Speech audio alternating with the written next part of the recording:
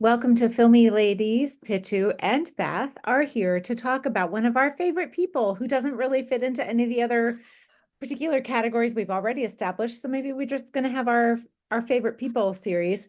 Kabir Bedi. If you've listened to this Yay! show, you've heard us mention him a million times, and whenever he comes up, we're happy to see him.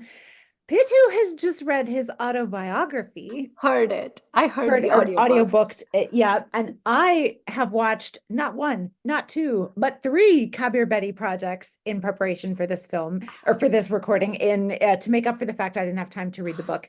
So we have, and I don't know what movie Pitu is going to talk about, if any in particular, but given that she can represent the autobiography of the man himself, that's plenty. So we're going to have a lot to talk about. Tell us what you learned from the book. I was actually thinking about a category, and because I'm a superficial person, I was like, we should call it Fine Men. Because he's so fine. He is fine. So I typically do not listen to audiobooks.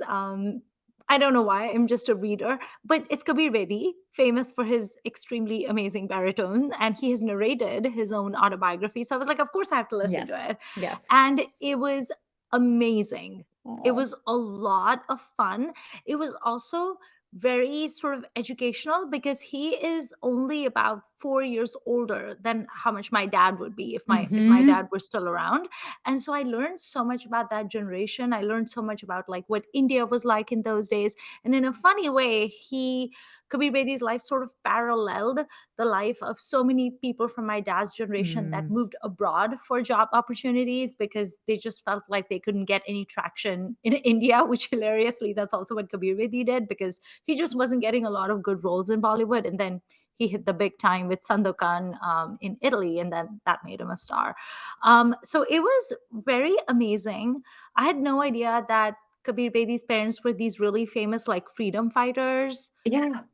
Like, his parents were friends with, like, Mahatma Gandhi, Netaji Subhash Chandra Bose, Jawaharlal Nehru, like, all these big names. And Kabir Bedi grew up playing in Rashtrapati Bhavan with Sanjay Gandhi and Rajiv Gandhi and riding Oh. horses on the lawn. And they played toy Oh, trains that wow. some head of state had given. They would play toy trains in Rashtrapati Bhavan, and I was like, "What?"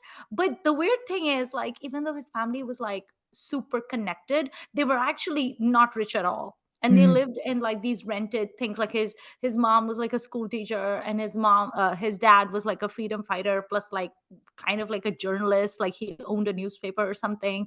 So they were very connected, but they had no money.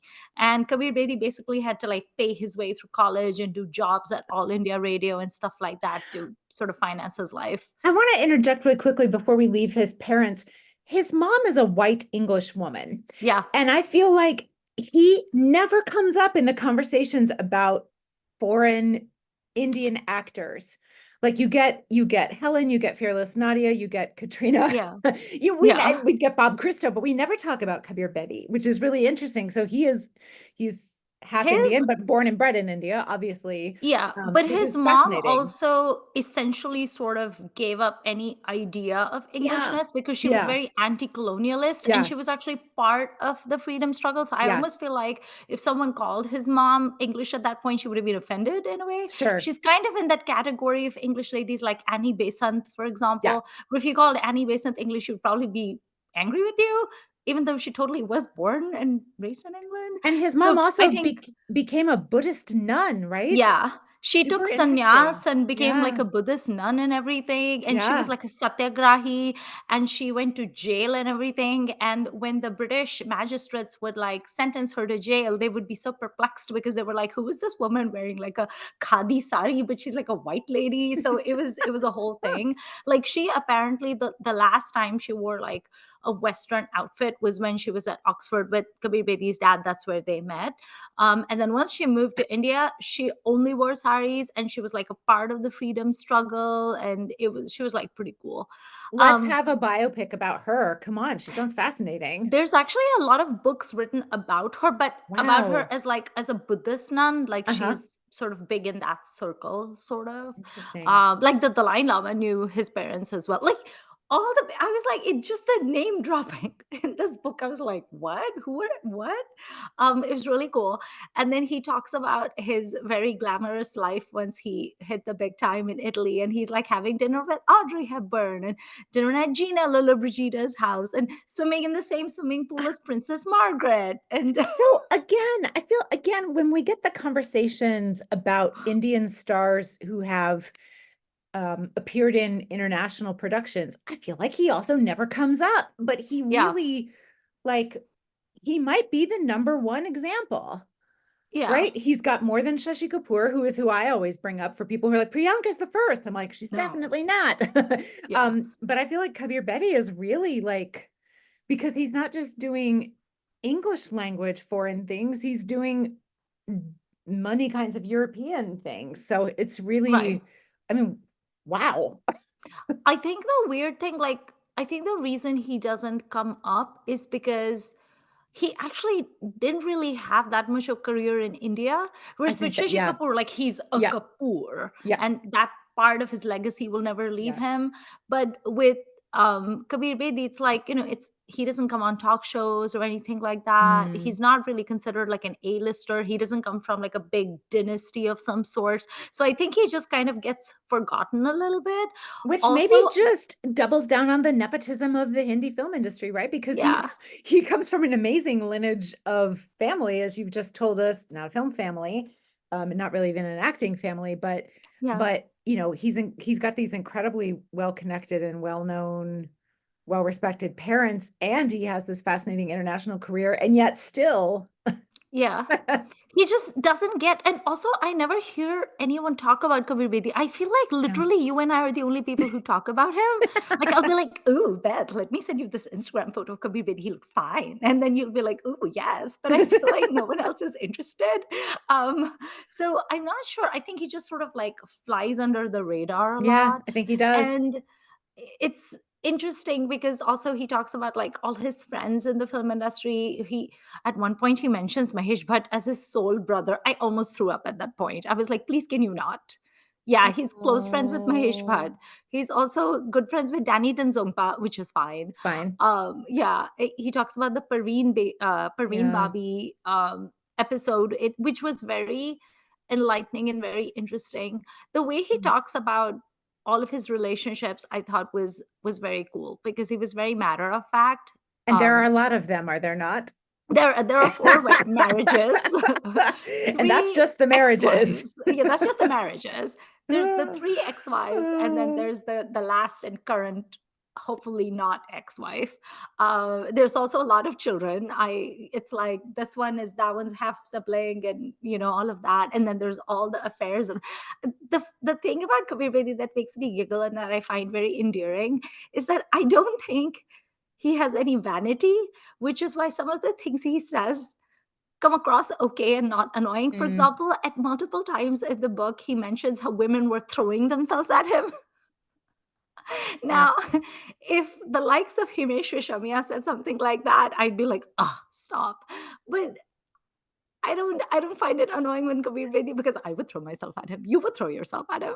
So Well, and it's because like it's it fine. doesn't seem to have added a ton to his career, at least in India, right? Like this is not someone Yeah. who is he's clearly a star, but he's not like Rajesh Khanna star, Yeah. It's kind of a different. And also with Yeah. saying this when he's much older is also a little bit less gross somehow to me. Yeah. I think so. I might be forgiving just because I like him. I don't know, but I don't know. it's not No, my but there's favorite statement, but it's not so right. gross. But there's nothing like icky. It's weird because when he's talking about all of his like relationships and his open marriages and all of that, you're very much going into territory where like, is this going to get icky real soon? But it weirdly doesn't, and I think it's because he's so sort of he's just very matter of fact about stuff. I was also a little nervous when we came to like the Parveen Babi bits because I was Yeah. like, oh god. But I think again, one of the big differences between him and Mahesh Bhatt, both of whom were in relationships with him, and I loathe Mahesh Bhatt, but I really like Kabir Bedi, is that number one, Kabir Bedi has always spoken of Parveen in a very sort of fair and Yeah. balanced way, where he doesn't try to sensationalize anything, and he's never tried to profit from her life or death, Yeah. which is more than can be said about Mahesh Bhatt. And just generally, the way he talks about mental illness is so, it just feels so balanced. Like on the one hand, he has so much compassion. Like his son died by suicide. His Oh. son had schizophrenia, Siddharth Bedi, and he talks like he was this very gifted student, and he was a techie from Carnegie Mellon, and then he essentially killed himself after a long battle with depression and Mm. schizophrenia and all of this stuff. So I think anyone, especially who is struggling with mental illness or who has close Mhm. family members or friends who struggle with it, should perhaps listen to this audiobook, just Mm. because of sort of the compassion and empathy with which Kabir Bedi speaks about it. But he's also very real, because he also talks Mm. about how difficult it is to have relationships with people who are very clearly mentally unwell and refuse to take Mm. any sort of treatment for it. Like Yeah. there's a scene where he talks about when he finally just realized he couldn't take the chaos of living with Parveen Babi anymore. Mm. She would apparently get into jealous rages when he would speak with his wife on the phone, who was, Mm. you know, he was co-parenting his children with her, and they were on very amicable terms.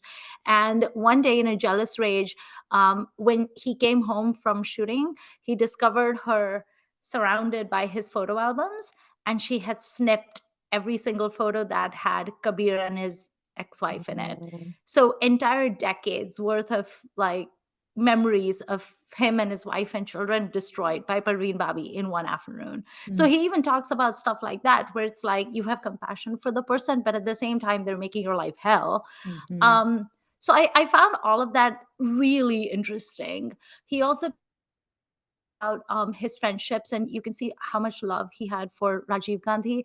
And there's a really Mm. interesting scene in it where Rajiv Gandhi has now become like, he's literally become the PM. And Kabir Bedi is in India, and he goes to Rashtrapati Bhavan to meet Rajiv Gandhi. And he, you know, there's all these security guards there, right? But at the end, he stands up and he goes in to give Rajiv Gandhi a hug, because he's like, whatever, this is my childhood best friend. I'm going to hug him. Okay. So he goes and hugs him, and then Rajiv Gandhi winces. And Kabir Bedi is like, why is he wincing? Like, does he have a Mm. problem with the fact that I embraced him? He didn't. The thing is, he was wearing a bulletproof vest. Oh. So it literally hurt for Right. Kabir Bedi to hug him. And then he also Wow. talks about what it was like in the aftermath of Rajiv's assassination. It's just, it's an incredible life. Yeah. Just the stories and the anecdotes and just all of the connections he had. And then he talks about how hard he tried to make it in Hollywood and how difficult it was, because he says at one point, if it was a white role, it was given to white actors. If it was a black role, it was given to black actors. But if it was a brown role, it was given to white actors, who were then put in brown face. So then how can you make a living as a brown actor? Yep. And so he talks about how demoralized he was, because he left India hoping that Hollywood would open doors for him, but he quickly found that no doors were being opened for him. Yeah. And then he talks about when he was feeling really bad, and then he got a phone call from someone in India. It was this old friend, Rakesh Roshan. And he said, I have a role for you. And Kabir Bedi was like, I don't want to come and do any like song and dance roles. I'm so over it. And he's like, okay, just listen to the story and then wait till I tell you who the heroine is. And Kabir Bedi was like, fine, what's the story? It was Kunbari Mang, Of and the course. heroine was Rekha. And Kabir Bedi was like, I'm gonna do this. Yeah. I was like, yes, the crocodiles are calling. So it's a really cool book. It was very funny for me, because I would listen to the book after I would come home from work and I would be doing chores. So I would have my phone in my pocket. I would be wearing my ratty old pajamas, washed my hair. My hair is in a towel, and I'm doing the dishes or the laundry. Meanwhile, I'm listening to him talk about dinner at Gina Lillibrigida's house and drinks with Princess Margaret. I'm like, my life is not this glamorous. Nope. But Nope. also, I don't want his chaotic love life either, because it sounds like hell. I would rather be a celibate Buddhist monk like his mom than have the kind of relationships he had. So does Kabir Bedi fall into our small but growing list of messy Bollywood men? 100%. Okay. I think So, he had like a radar for women who were like the eye of the storm. And I feel like that's mm, all he was ever attracted to. What does it say about you if every relationship you ever had is chaos? I mean, some people really like that, right? They Some people do. love being right next to the drama. I myself do Yeah, they do. not, but I know some people do. So maybe that's him because my impression of him is certainly that he's pretty like Yeah, stable, has his stuff together, level-headed. Yeah. level-headed and all that kind of thing. So maybe he just sort of enjoys that. And maybe he's one of those, maybe he finds himself feeling needed by those people and that's satisfying to him in some way. Yeah. I don't know. But there was a point I remember I was like sorting the laundry. I'm like putting socks together or whatever. And at one point he says, at this point in my life, this is after his relationship with Pratima Bedi has ended and his relationship with Parveen is on the rocks. And he says, I was just thinking to myself, I was at the point where I was ready to settle down with an uncomplicated, simple girl who was not going to be chaotic. I was like, I don't think that's your type, though. I don't think you can handle the uncomplicated girls, Kabir. Mm, So it was a very fun autobiography, but I also learned a lot. yeah. In that sense, it was different from our other book that we discussed, Kulam Kula, because Kulam Kula was just like fun. Yeah. This one, it almost felt like you were getting an insight into Indian history Hmm. because he talks about like partition, he talks about the refugee camps, he talks about so much stuff because his family was originally from Lahore, and Mm, then they had to move to India during the hmm. partition, and then their native place, Dera Nanakda or whatever that village is called, is in India, but it's like right on the border. Mm, So you learn so much about history through him and so much about what that generation grew up seeing. yeah. There's also a very interesting anecdote where he talks about, I think he was like in school or something, and he went to see a play in Delhi or somewhere in the north, like maybe Masuri or something, I'm not sure. And it was a play, and Prithvi Raj Kapoor was starring in it. And at the end of the play, he comes out, and Prithvi Raj Kapoor was standing in the middle of the theater house or whatever, playhouse or whatever it's called, with his head down, his cap out, asking for money. Yeah. And I was like, whoa, okay, interesting. It's not And then he actually talks. always easy to be a Kapoor. Exactly. No, but like he Yeah. talks about how there actually wasn't any money in theater back in those days. Like when Prithvi Raj Kapoor was like Hmm. a traveling artist, it was not what you think of when you think of the Kapoors now, Hmm. you Hmm. know. So that was also very interesting. It's a really cool audiobook. I recommend if you're ever gonna go on like a long drive or something, Mm. listen to it and be very pleased about your uncomplicated, not as glamorous life, because I was. Tell me about not one, not two, but three movies Oh that you my saw. gosh. So because he's had this very international career, I wanted to be sure I touched on that. So I watched um from the 70s. Now, brace yourself, Pitu, because an old friend is going to re-enter the podcast. Who do you think it might be? Oh my God. Is it Devanand? It is Dev Anand. Oh my God. So I watched Bullet with Dev Anand, which is the Navketan 20th anniversary special film. I've never heard a whole lot about this movie. It seems to be one that a lot of people either don't care for or at least don't feel is up to the Navketan standards or whatever. So I watched Bullet, partly because I could find it with subtitles and I wanted something in like Kabir Bedi's prime Mm, um sort of leading man or Indian era. He is in fact the villain in this film, but okay. that also counts. And then and it has Parveen in it too. So I really wanted to see that. And Rakesh Roshan, actually. Um, Interesting, because my and movie also has Rakesh Roshan in it. and then I watched one of the Sandokan films, the Italian series that made him swoon worthy in Europe. I watched the second. So I believe there's a mini series and then there are some films. I watched what I believe is the second installment, and it's a film called Sandokan Returns, basically. Okay. Um, and I can get into that. It had English subtitles. It is on YouTube if people want to see it. And because you know Italian, you will have no Mhm. trouble. And I then saw some of Sandokan. yeah, and then I rewatched Octopussy, the James Okay. Bond movie that he appears in. He has extremely few lines in that film, which is Mhm. kind of what I remembered, but it was even worse than I remembered. I think he has maybe three whole sentences kind of in front of the camera. Then you hear him kind of like talking to people in the background in Hindi a lot, but like in Hmm. terms of talking to one of the other lead characters, it's very little. But he does, spoiler alert, get thrown from an airplane or falls off an airplane and plummets to his death, which is very dramatic. Oh, that is a dramatic It's a death. good, he's the villain main henchman, and he gets a very fitting send off. So I think in terms of a James Bond death, quite good. When he's plummeting, is he perhaps dancing in a bathrobe or no?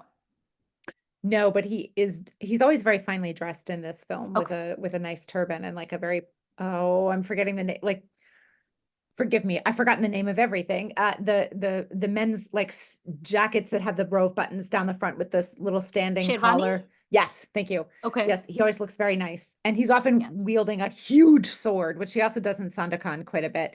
Yes. I'm sure the people who made this Bond film have seen Sandokan and are like, let's put him in Indian clothes and have him do that over here because it's Yeah. very similar actions, different setting. But Does he have extreme smoky eye oh as in yes, Sandokan? oh Okay, good. yes, yeah.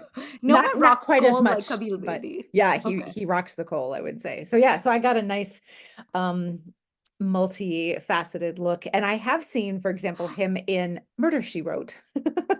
Oh, okay. So I've seen a couple of his other international things. And when I went looking for some of the non-Indian things, his filmography is it's stunning. Like there's so much stuff in there. I sent Pitu a link to a film where he plays a demonic ghost lover or something like that. I didn't Is end up that watching that the one, but it looked amazing. Like so one? much. Was that the one that's Daku or Mahatma or something that you sent me? I think that was that one. Yeah. Okay. Or no, but maybe that was an English language one. That was an English language one, I think. Anyway, lots of options for you to see Kabir Bedi doing all sorts of things. I got the sense that quite a few of them are of the swashbuckling variety, Yes. thanks to Sandokan.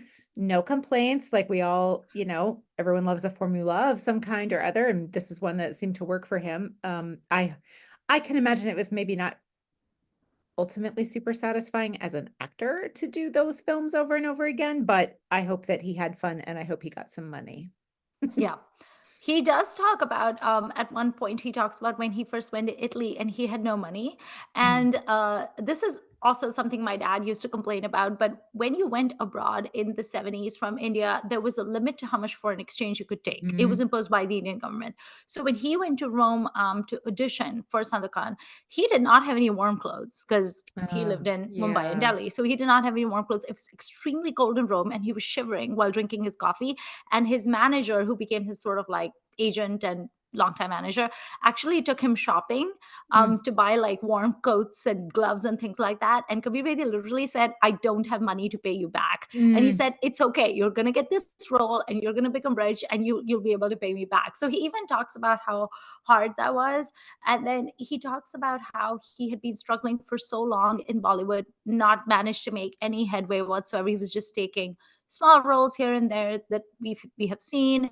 And when he did Sandokan and they shot for it in Malaysia, I believe, Mhm. they he suddenly became this gigantic star overnight, and people were screaming in the streets, and there were mobs outside his hotel. They had to get him security. Mm. It made the papers, and there was a photo of a screaming woman, and she was screaming in Italian, "I want to have your baby, Sandokan." Um, so there was all this attention, and he just talks about how happy he was because he felt like he had finally made it, and he Aw, no longer had to think about how to pay the rent. And good so, on you. that was very exciting for him. And it was really sweet to hear him talk about Sandokan and the reception he got, because so many times, have you noticed, like some stars will in later years they'll become snobs and they'll poo-poo the thing that made them a star in the first Yeah. place because they Yeah. think they're beyond it, and it's Yeah. so rude and obnoxious.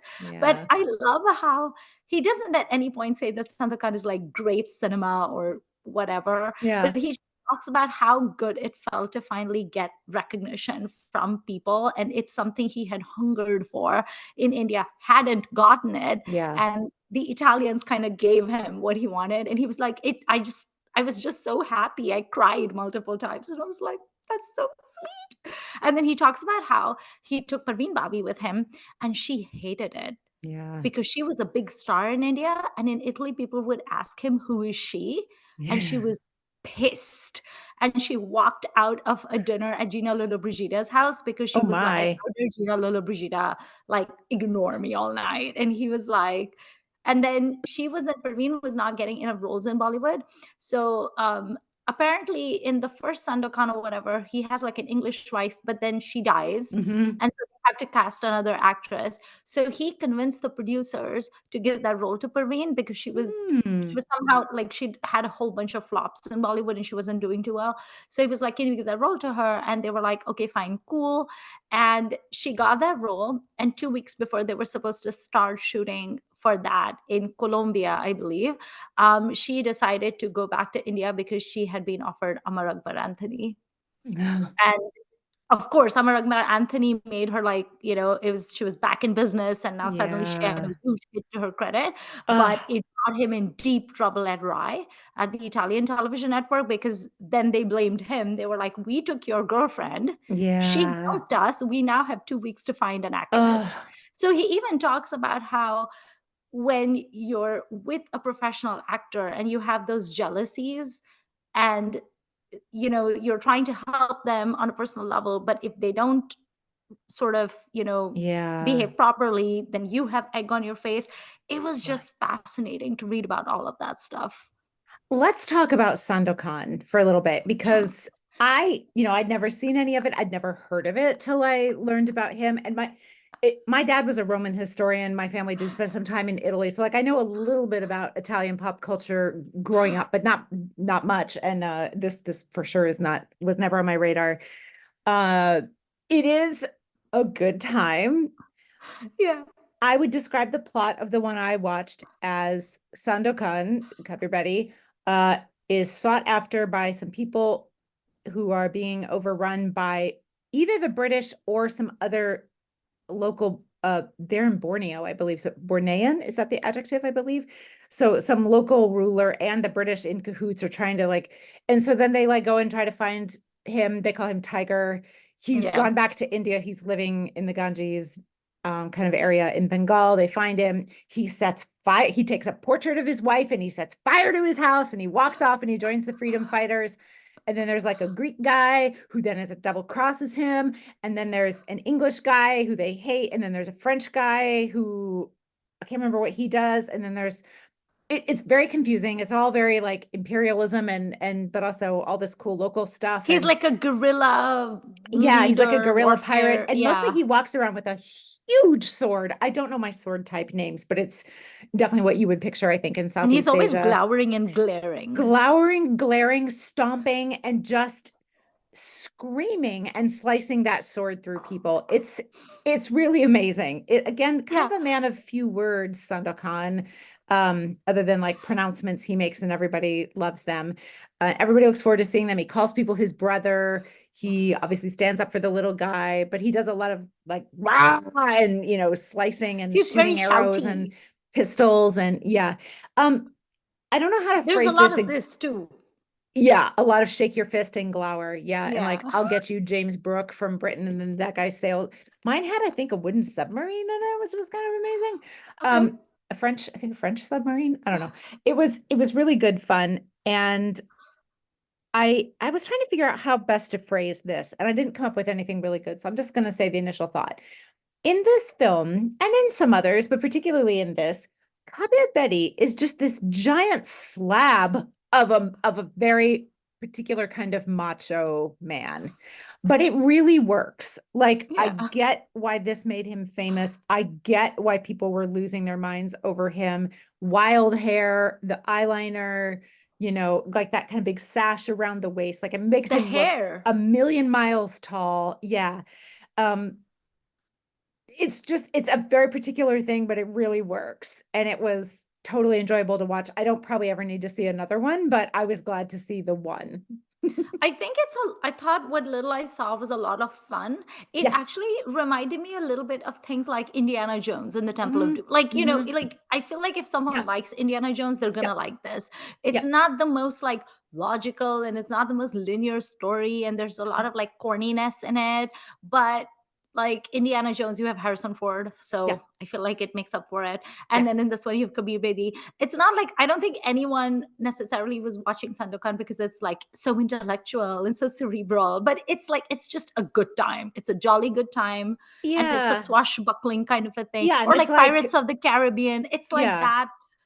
campy, chase, escape, kitschy, attack, fun. chase, attack, escape, like over and over and over again. Yeah, it does have kind of Indiana Jonesy or James Bondy kind of vibes, I would say, Yeah, like this sequence of adventures.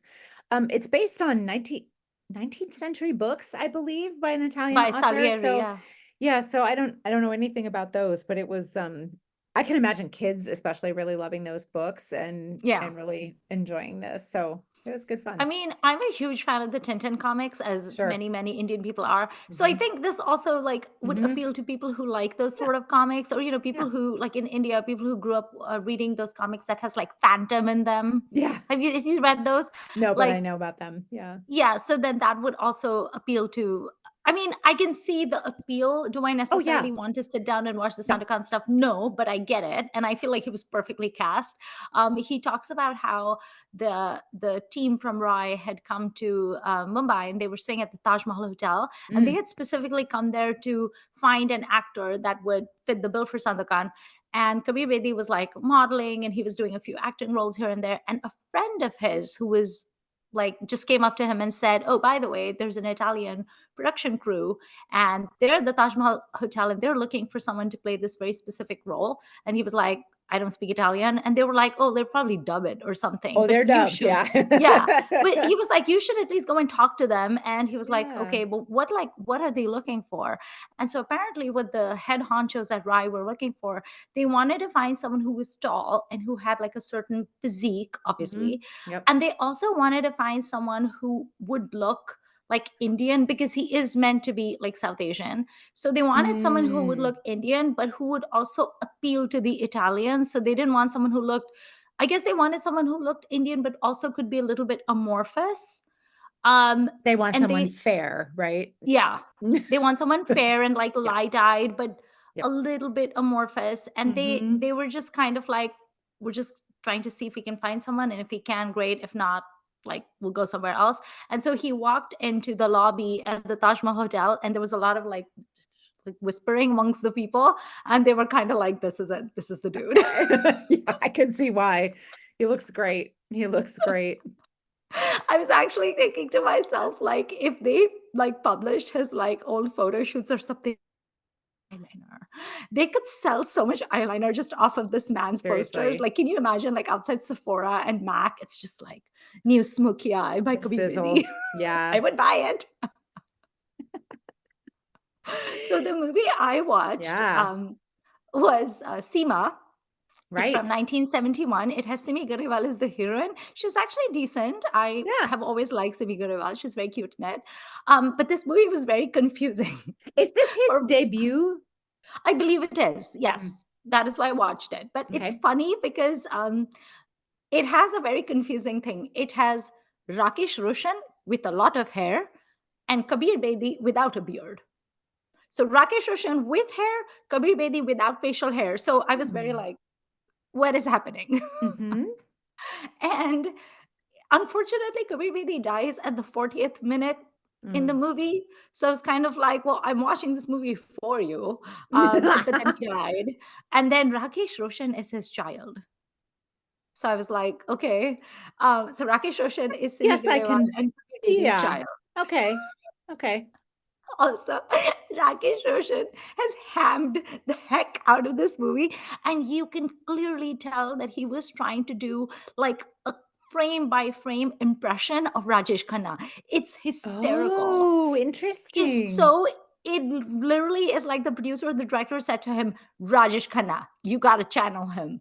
Except it's Rakesh Roshan, so it doesn't work very well. So what does It was what does that terrible. look like? What was he doing? Can you? He was copying the same body language, and then he was Mm. talking in the exact same way that Rajesh Khanna talked, like in that weird, like staccato way that he had. But Oh because yeah. it's Rakesh Roshan, I was just kind of like, "What is happening? Why didn't you just cast Rajesh Khanna?" It was Couldn't very get, well, weird. maybe they couldn't get him. Probably. I mean, he was probably too expensive for them or Too something. busy, too expensive. Also, Yeah. Simi Garewal. Okay, so Simi Garewal is like in her 20s or whatever, and she and Kabir Bedi had like a secret marriage, and then she has this baby. But her uncle, who has raised her, tells her that the baby died in childbirth because he wants her to be able to like have a life or whatever. Okay. So she is under the impression that she is now a widow and she has no child. It's like and that the movie I uncle, watched for I mean a the couple months ago. Nargis one. Yeah, yeah. No. It was, who was in that? Sunil Dutt was in it, and oh God, I'm already forgetting. But yeah, same kind of basic thing where Yeah, the uncle it was a dad basically. this time, but not an uncle. But yeah. Right. But the uncle in this gives the baby to like some farm worker, as one Hmm. does. He just Sure. hands over the baby to the farm worker and he's like, "You take care of it." And she's like, "Okay," because that's what one does. Yeah, And so she takes care of it, and the baby grows up to become Rakesh Roshan. And they have tried to age Simi Garewal, but she's sure. clearly a young woman in her 20s. So like the gray was not, I did not believe it. And she's still wearing chiffon saris, and she tries to be demure by wearing her chiffon sari like this. But so it's Simi Garewal. And also, her body language is still very much that of a woman in her 20s. I was like, Huh. okay, I'm very confused by this. And then Rakesh Roshan keeps referring to her as Mem Saab because he thinks she's like the buddy Malki. Like he doesn't know she's his mom. So she Okay. calls him Mem Saab, but she has figured it out that he's actually her Mm. son. So every time she looks at him, she has this like feelings of motherhood pouring out of her. It was very confusing, Beth.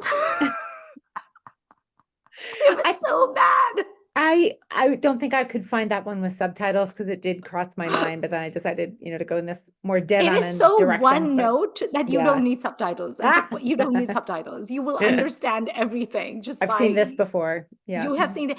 Actually, I would recommend watching it on mute because watching Rakesh Roshan trying to do a low rent Rajesh Khanna is not I appealing mean, at I'm all. very curious about that. And as I may have mentioned before, despite my love of the 70s, I've seen very few Rajesh Khanna movies, really. So I'm not even sure. I might recognize that Rakesh Roshan was doing something different, but I'm not sure I would Right. have known what it is. But now I'm going to go sample a few minutes just to see It what was that on looks like. YouTube. That's where I Okay. found it. Our beloved Einthoven did not have it. Even No. Einthoven was like, no, Einthoven does not not gonna have do it. a good selection of Kabir Bedi movies, and most of them are from sort Mm, of the 90s and onwards. right. Which, and I have seen some of those, like he's in, as we were discussing recently, Mohenjo-daro. Uh, he plays, patriarch The or chieftain, guru or elder. chieftain or something like that. I've seen a couple of those. Oh yeah, he's in Rudraksh as a guru. Um, he's got the voice. He's got the He voice, he's got does. the He build. has the Like yeah, gravitas. he has Yeah. gravitas. I'm And not sure I'm supposed to say this as you and I are big Kabir Bedi fans, but I was thinking to myself, I was like, he had the voice and the gravitas and the physique and the personality as Amitabh. So why didn't he become a big star like Amitabh? But then I was like, yeah, there was just one problem. He didn't have that acting talent. yeah, he's not an Amitabh Bachchan, and that's okay. You can still Yeah. be a good actor and not be Amitabh Bachchan. Yeah, he's just a different kind of vibe somehow, so in Yeah. Bullet, which is from 1976, he plays a shipping magnate who's very shifty and has a bunch of creditors who are after him and things like that. Praveen plays his secretary, and she is also Dev Anand's girlfriend. And I'm not sorry. That was really hard to watch. He is How old is too Devanand in this movie? 50 Uh, okay. and she is not. And Okay. it's just now, interestingly, so Rakesh Roshan is also in this film, and there's scenes, he and Dev are both police officers, and there's scenes of them together. And honestly, Rakesh Roshan looks older than Dev Anand in some of those scenes. Like Dev is very like smooth in the face and everything. I don't know if he had work done way back in He the probably 70s. had like facelifts I done. feel like he looks younger than he really is. And I don't know if it's dye or a wig or what, but his hair is, or maybe he just wasn't gray yet. That's also an option. It's not that he looks ancient, but I know that he's so much older than Parveen Bobby. And in this film, he initially kind of gets to know her because he knows she works at Kabir's company and wants kind of information. Um, but then eventually they do actually fall in love and everything. She's not in it very much, unfortunately. But and neither is Kabir Bedi, actually. Like most of it is Dev Anand doing Dev Anand, just Dev Anand things. And there's a couple of other people who are involved with framing him for murder and some other stuff like that. It's a very enjoyable, you know, good cop kind of has to go rogue sort of film. I would recommend it. It's not Nav Ketan's finest, I don't think, but I certainly enjoyed it. It's very stylish because of course it is. The Hmm. music is Really? superb, superb, and it has there are a couple songs that I really, really loved. So there's a nightclub song called Bullet, Bullet, Bullet, Bullet that has Dev Anand playing like singing the song in the nightclub where Kabir Bedi has gone to, have a drink or whatever. So he's singing about how I have this bullet with your name on it. I keep Oh, it with me wow. next to my heart because I'm gonna lodge it in your heart. Like he's What singing about outfit how is I'm he gonna get wearing? you. I think he's just kind of in like a leather jacket and Okay. so that was really fun. And then there's Because I was another, imagining him in like sequined Mithunda no, not jumpsuits, that and I was like, kind. I don't think I could handle No, that. sadly, or maybe for the best, no. Yeah. Um, and there's another song called Chori Chori Chupki Chupki, where he and this was a woman I had not seen very much before. Jyoti Bakshi, I've not seen many of her films, I don't think. She plays she plays Rakesh Roshan's girlfriend, actually, and Mm. is the daughter of someone who's involved in all this stuff. And they are he is pretending to kidnap her, and so they're like hiding out for the night, and they kind of have this song where they imagine different versions of themselves getting up to all sorts of trouble, whereas the real ones are just kind of watching and like, oh, we're not going to do that. It's very creative. Right. And they do that thing where they like they dance around the room, like up the walls and around the ceiling, like Fred Hmm. Astaire did. So that's super cool. That's done really well. There's all these like Okay. multiple exposures with like kind of ghostly images of them Hmm. dance or transparent images of them dancing around in different costumes. While again, the main ones kind of look on like what's happening. Yeah. Very creative. So definitely look up that song from Bullet. And then I Yeah. also, the title song, I also really enjoyed. It's an Artie Berman soundtrack. So Ah, you can't go okay. wrong with Artie Berman in 1976, right? Yeah. That's a good time. So Yeah. I would recommend Bullet, but at least look for those couple of songs. It was fun. I wonder if like Rakesh Roshan and Kabir Bedi had like a really good friendship. He doesn't mention it necessarily, but I wonder if they had like a really good friendship because I mean they're together in so many movies since so long ago. And from Seema, and then Yeah. Mohenjo-daro is Yeah, a that's right. well, Mohenjo-daro is No, Govarikar, Gawarka. Yeah. so It there's should no be Rakesh House of Roshan Roshan in it. because of the It crocodile, should be because of but the it is not. crocodiles. Yeah. I kind of wonder if both of them could bond over something like we never were quite the A-list people that we hope to be. Now, Rakesh Roshan is kind of an interesting case because as an actor, I never hear anyone talk about him as an actor, but No. obviously we talk about him a lot as a director. Yeah. So I wonder if both of them like being kind of not quite maybe what they hope to be as actors is a bonding point. When it's interesting, didn't Rishi Kapoor talk about how much he likes Rakesh Roshan and they were friends? So They like were very close friends. maybe he's one Maybe of he's just the like a decent easygoing dude. guy or something. Yeah. Don't know. Yeah. Hmm. Um, Interesting. and then yeah, just James Bond, Kabir Bedi is basically Sandokan in in James Bond. I was talking to a colleague this morning who loves James Bond and specifically the Roger Moore ones, and she was saying Mm. Octopussy is one of her very favorites of all the Bond movies ever. Mm. And they are in India in the not the very beginning, but like once the title song happens Like and all, they go to Udaipur. India. Yeah, yeah. And so it's very beautiful and um not to my assessment, not nearly as racist as I thought it would be. Okay. This is a low bar, my friends, but Right. I'm not going to tell you it's unproblematic, but it was not nearly as bad as I thought it would be. And the actor, Vijay Amitraj, who's also a big tennis Oh yeah, player. the tennis Yeah, dude. so he plays the Indian like MI6 informant. So he's also a spy working in intelligence. So they have kind of a fun relationship as Bond often does when he, is on the ground wherever Yeah. he's friends with Felix Leiter or whoever.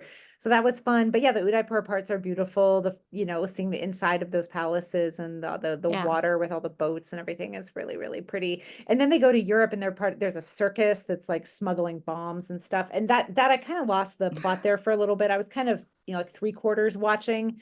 because I have seen it before, and you also know approximately what's going to Yeah, happen. And unless Kabir Bedi was on the screen, I was kind of not paying as close of attention. Roger Moore is probably my least favorite Bond, actually. yeah, So, and I think it's just mostly the aesthetics, like 70s Bombay, I love 70s, like Hollywood and English films. I'm kind of less excited about, although I haven't seen nearly as many either. But, and right. this is the early 80s. So, um, but it was a very enjoyable time, and good for him for being in a Bond movie, you know? Yeah.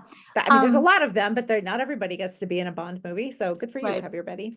Oh, he does talk about how he like started a little bit of a friendship with Princess Kambata because she was also working in Hollywood around the Oh, same yep. time, and she was in Star Trek and everything. And so they sometimes when they would be at like Hollywood events and stuff, and they were networking, they would often gravitate towards each other as like the two people who knew each Yeah, other from Mumbai, yeah. from like the modeling circuit, because that's how they started out. So he's known Princess Kambata for a really long time. So he would talk about that as well.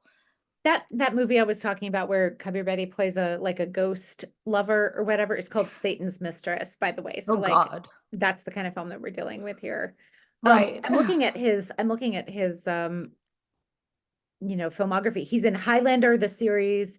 He's in a bunch of Italian things. He's in Team Knight Rider. I don't know what that is. I remember Knight Rider, but not Team Knight Rider. He's in Murder, She He Wrote. He's in Magnum PI. Like, he talks about being in wow. Bold and the Beautiful Right. I was trying to and remember which like soap opera Dynasty or it was. something. Yeah, Like he's he in did a bunch of Dynasty. soap operas.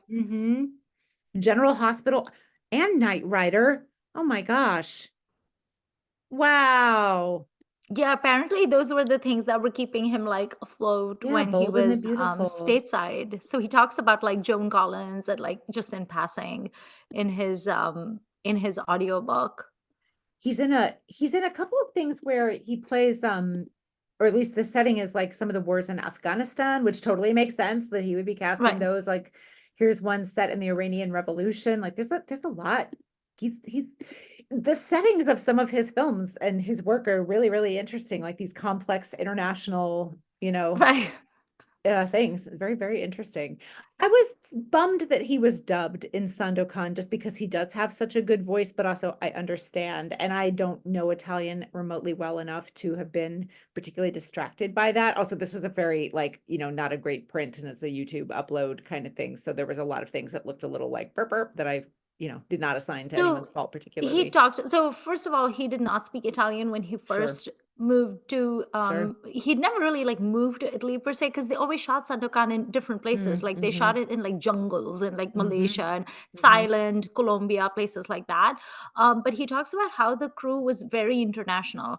Like mm. the person who did the stunts was like a Japanese person who spoke very Wow. broken English, and then the production team was like they were Italians, but then the actress was an English woman. Mhm, So it's like everybody, like no one really spoke Italian in the actors, and then they had mm, a lot of like natives from those countries who would be like extras or whatever. So mhm. everyone basically just had to be dubbed. He eventually did learn Italian, but it took him some time, and I believe his audiobook can also be listened to in Italian, which Oh, I that's wanted to. great. Yeah, but like Yeah. in the interest of time, I was like, no, I'm just going to listen to the English. But I have seen some of his interviews that he's done with Rai, because like he continues to do interviews with he's still like a big deal Yeah, in Italy. it's So amazing. on Instagram, when he posts those, I watch those and listen to them, and I can actually understand everything he's saying because he Nice. speaks Italian the way I do, which is a little bit haltingly. So Right. the Rai interviewer will be like, "Da, da, da, da, da," and then his answer will like, "Da, da, da, da, da, da." And I'm like, okay, I get it. And his accent isn't quite as thick. It's the Sure. accent of I have learned Italian as an adult. So I actually feel like I could understand him really well. But yeah, when he started shooting, he couldn't speak it. But I was thinking about this the other day. There's so many actresses, like my absolute favorite, Wahida Rahman, that I am very grateful that she was working in the film industry back then Hmm. rather than now, because I think that they made really good films back then and they gave her really amazing roles, and I feel like they really tapped into Wahida Rahman's talent. I don't Hmm. feel like any Wahida Rahman fan or Wahida Rahman herself could feel like, ugh, I didn't get a chance to do good Right. roles. You know, like they Right. really took advantage of her formidable talent. And I feel like if actresses like Wahida or Nargis work today, I feel like they would get absolute dog shit scripts. Mm, And you know, they would not be utilized to the best of their ability. Even look at Vidya Balan, she's basically being wasted. So I feel the opposite though about Kabir Bedi. I feel mm, like because his problem is he doesn't look Indian enough for Hollywood because they want someone who looks 100% pakka Indian, like Irfan, mm, you know, mm, or Patel. He's too light for Hollywood to mm. consider him Indian because apparently Indians only come in one shade. Sure. And he's too light for India. So it's the same problem that someone like what was Shashi Kapoor's son's name, Karan Kapoor, Karen, or yeah. Sanjana Kapoor. Like he's too light for Indians, and then he's not foreign enough for the foreigners, but he's not Yeah. Indian enough for the Indians. He's kind of like it's Yeah. hard for It's a him to trap. fit anywhere. He's like trapped in the middle. And Hmm. I feel like if Kabir Bedi had been born so many decades later, if he was an actor today, I think he could have killed it because they would have written roles for him because there is no one like him. Yeah.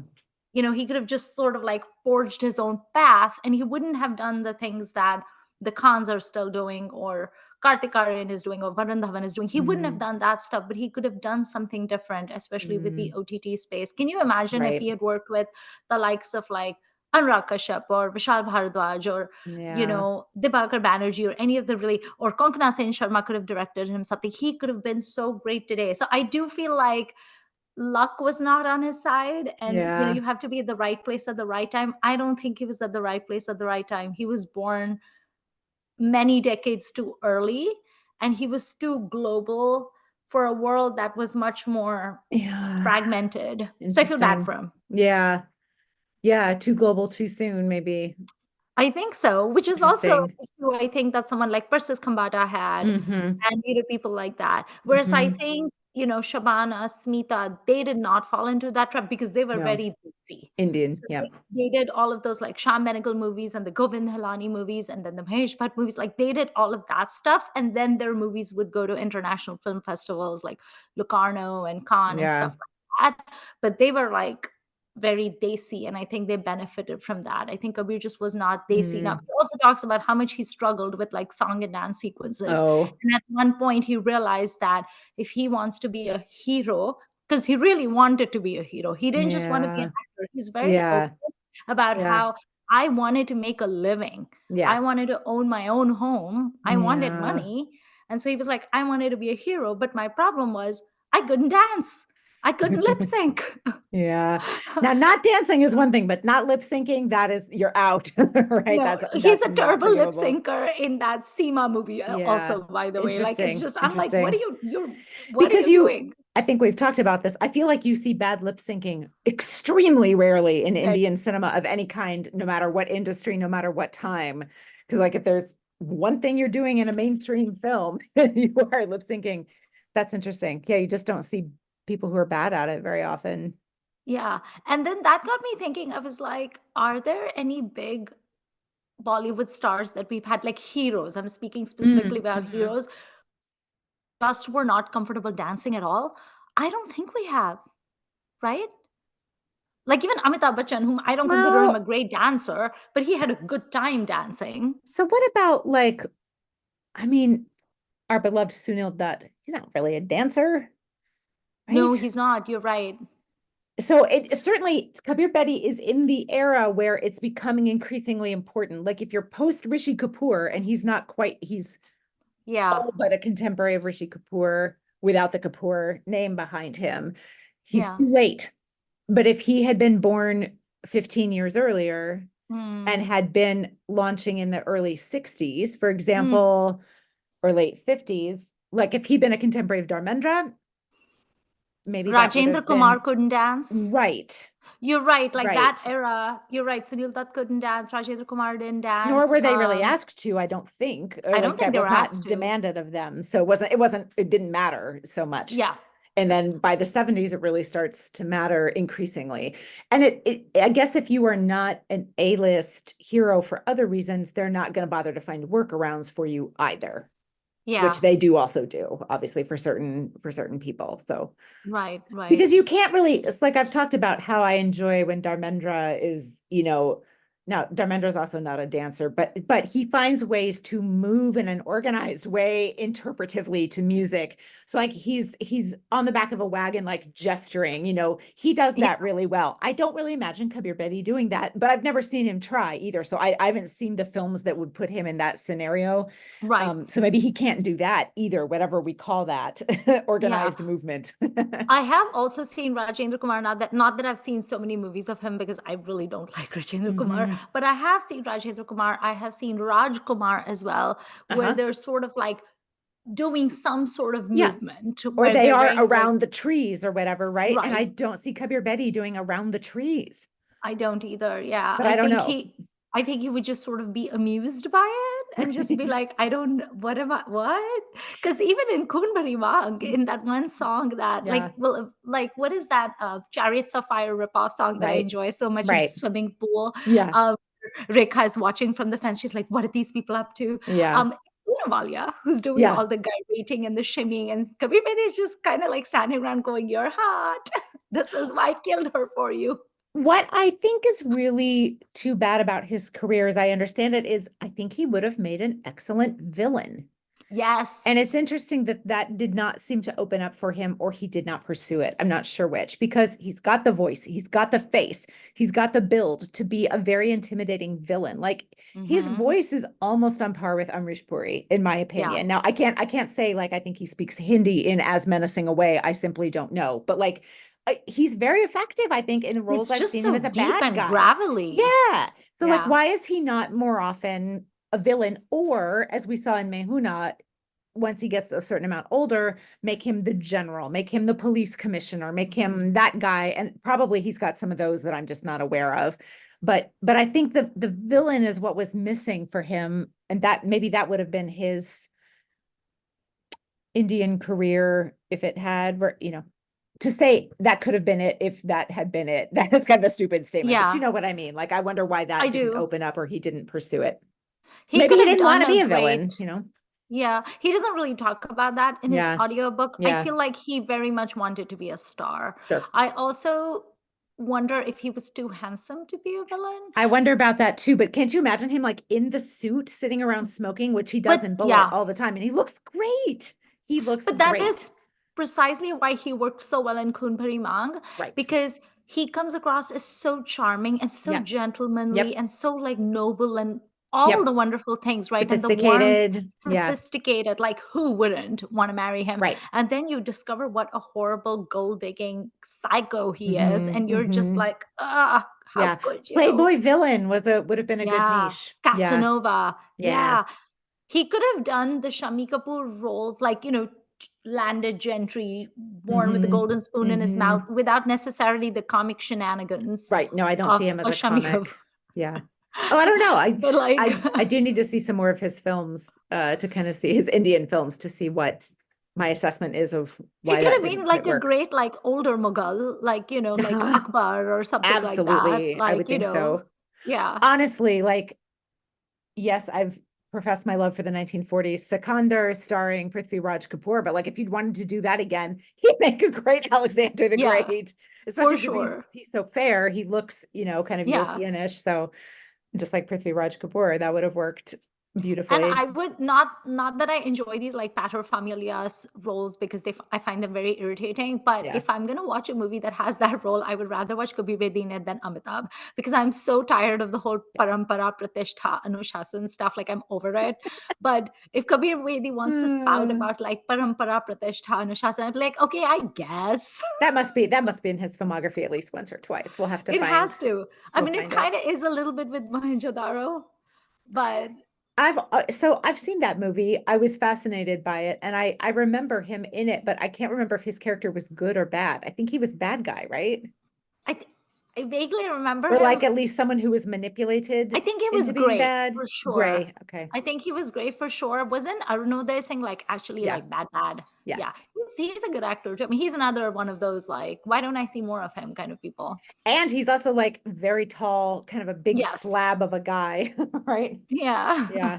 And because aren't they father and son in that film, I think? I And you're like, believe oh yeah, so. I see Yes. it. Yeah, you're like, yes, this is good casting. Yeah. Continue, please. Hmm. Yeah. Hmm. But yeah, I definitely felt I feel like he needed to find his niche and Hmm. his people with whom he could have like, or maybe I feel like maybe he should have considered becoming a producer, because one of the things I've heard about Anushka Sharma, and I've heard about Alia Bhatt, and I don't know to what extent this is true, but I've heard that part of the reason why they made that sort of like producer turn is because they wanted good roles to be written for Sure. themselves, which makes a lot of Yeah. sense. Don't you need money to be a producer though? It sounds like he didn't have enough, at least I feel certainly like, pre-Sandokan, he didn't have enough money to oh, do with that, I would assume. pre-Sandokan, he Yeah. had nothing. Yeah. But afterwards, like when he'd amassed Mm. enough money, I think he could have. But I think also he never really had like one place where he worked out of. Like, Yeah.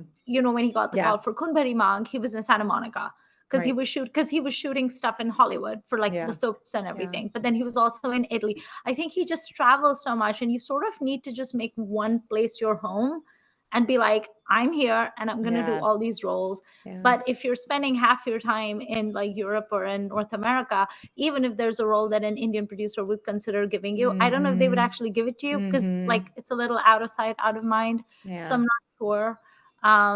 But I'm happy for whatever Kabir Bedi stuff I'm getting. Yes. Same. It's going to be hilarious this episode. I feel like we're going to get very few views because people are going to be like, these women and their Kabir Bedi obsession. Well, I did tweet that I was watching one of his movies and I tagged him in it, and he did like the tweet. So it's possible we can get this episode to his attention, which would Please be send it to him. fun. I direct message him all the time from my personal Instagram as well as the Filmi Ladies Instagram. These two wackadoodle Americans would like to promote their work to you. I think my next strategy is going to be, I'm going to start like messaging him in Italian. Maybe that'll like perk him up. So Prego. far, I've been Do it. messaging in English. So I'm gonna switch my strategy. So like when our Kun Pari Mang episode came out, I kept messaging it to him. I was like, we did this episode. I kept tagging him in all the Filmi Ladies Insta posts. Oh, yes, that is us. We are them. Have Oh, he's I in ever? he's in a Telugu film this year. Oh, Last really? year. Sorry, it's 2024 now. Yes. Shakuntalam, a historical Oh, that's the romantic one that has drama. Samantha Ruth Yes. Prabhu in it. I wanted to Yes. see it based on the poster because she looked very pretty in the poster. And it has my favorite wandering Bengali actor, Dishu Sengupta, who shows up all over the place for reasons I'm glad he does. I don't understand how he manages to do this. Okay, maybe I'll watch that tonight. It's supposed to be pretty terrible. I'm just warning you beforehand. Historical is a thing that I can usually get through even if it's bad. So we'll see how we go. I wanted to watch it because it's mythological, and I personally really love the story of like Shakuntala. Like it's a fun story. There's a swan who's actually a man. What's not to love? It's fine. But I read the reviews for it and I was like, maybe not. But if you like it, tell me and then I'll watch it. Because I do like Samantha Ruth Prabhu, much to the consternation of my South Indian friends who think she's terrible. It is on Einthüsen with subtitles.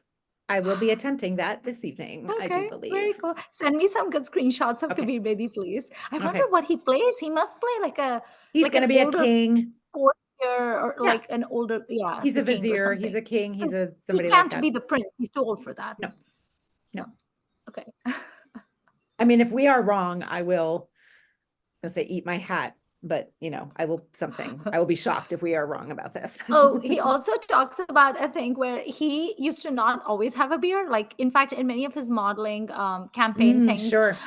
He was clean shaven. And in fact, he is clean shaven in this Seema movie as well, much to my consternation. Right. And I was like, okay, you need to please grow that beard. And he is in Nagin as well that we just discussed. Yeah. But then later on, the beard became such a thing that he was pretty much point blank told by producers he had to have a beard. Like they were not going to cast him if he was clean shaven. So after a point, that just became part of his identity. But he was not always a bearded person, is like what he says. And I'm like, well, yeah, because you without a beard is weird. Just like Anil Kapoor without a mustache and Lamhe just like throws me off. I've seen that movie so many times. And when I see him without it, I'm just like, okay, that looks wrong. Stop it.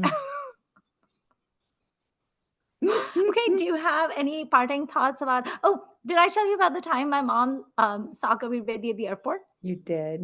I love this story.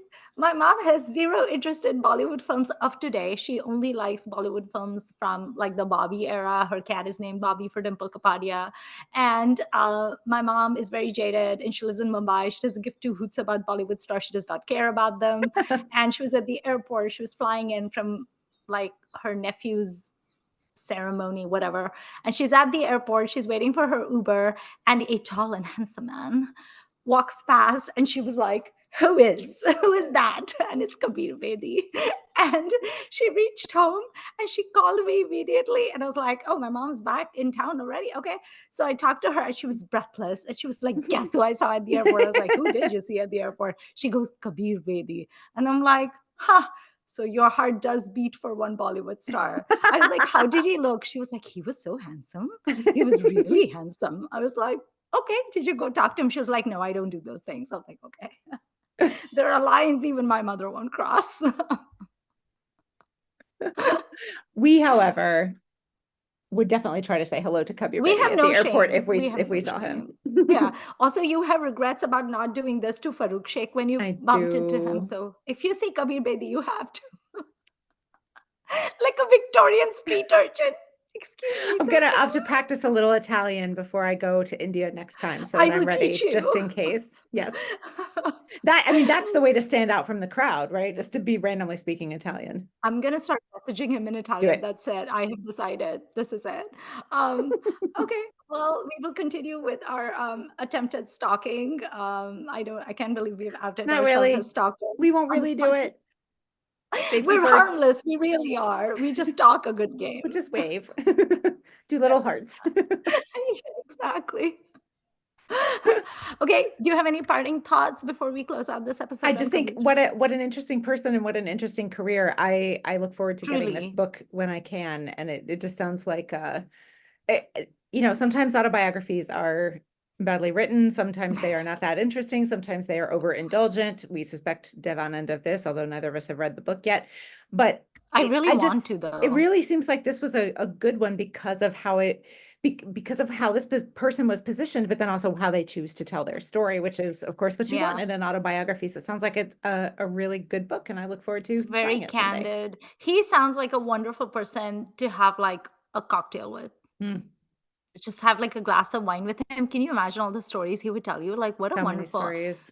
And in fact, his book is called Stories I Must Tell: The Mhm. Emotional Life of an Actor. And it is exactly like that. It's all these anecdotes, but it's also emotional.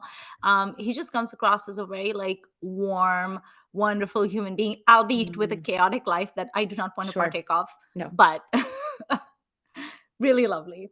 Okay. So that's it for this episode of the Gushing Filmy Ladies.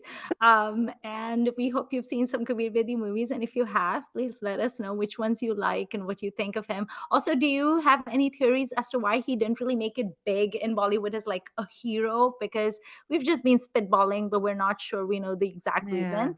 And if you're planning on reading his autobiography, let us know. And we will see you next week on Filmy Ladies. So thank you for watching. Bye.